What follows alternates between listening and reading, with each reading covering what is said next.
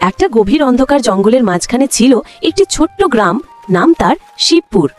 গ্রামের মানুষগুলো ছিল শান্তিপ্রিয়, কিন্তু সূর্য ডোবার পর কেউ ঘর থেকে বের হতো না, কারণ জঙ্গলে বাস করত এক ভয়ানক রাক্ষসী। তার লাল চোখ রাতের অন্ধকারে জ্বলে উঠত আগুনের মতো, আর তার মুখে ছিল ধারালো দাঁতের সারি।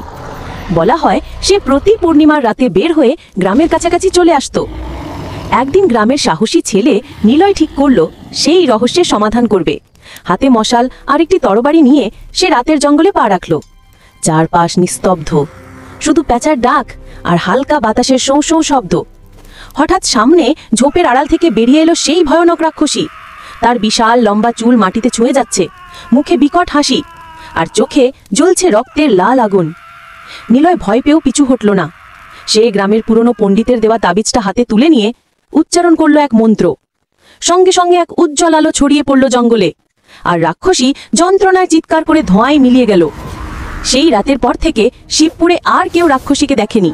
গ্রামের মানুষ নিলয়কে নায়ক বলে সম্মান দিল, আর জঙ্গলে আজও কেউ গেলে শোনে দূরে কারো কান্নার আওয়াজ, কারণ চ্যানেলটি কেউ সাবস্ক্রাইব করেনি।